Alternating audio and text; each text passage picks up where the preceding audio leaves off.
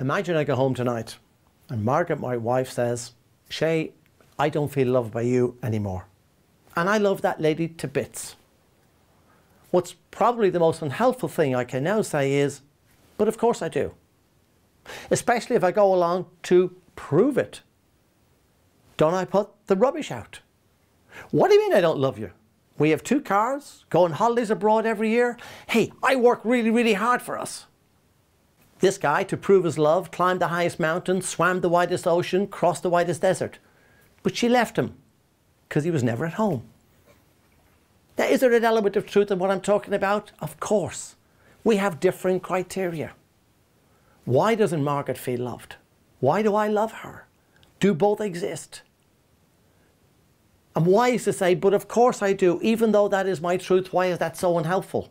Because through my glasses, I love the lady to bits. Through Margaret's glasses, she doesn't feel loved. Which view is right? Both are right.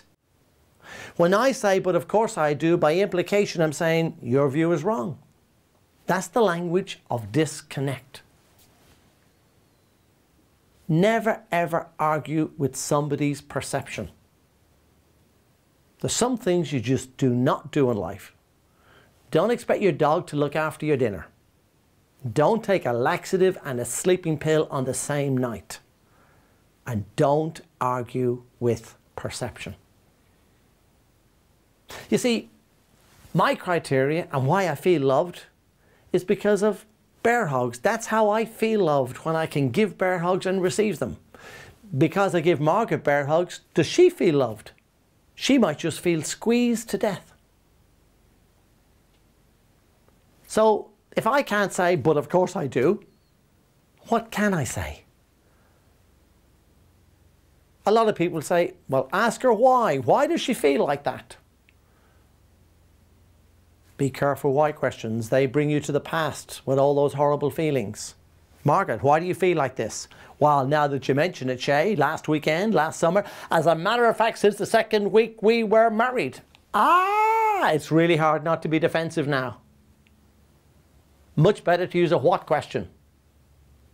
Margaret, what have I got to be doing so you know I loved you? Well, Shay, just ring me now and again during the day. Ring you? But I've nothing to say. It doesn't matter, because then I know you're thinking of me. Weird. Not weird, just different. If I want Margaret to feel loved, whose criteria do I use? Hers or mine? Hers, of course. If you want people to feel listened to feel respected, if you want to be successful in your communication, in your relationships with other people, use their criteria, not yours. That's common sense. The problem with common sense is it just isn't common.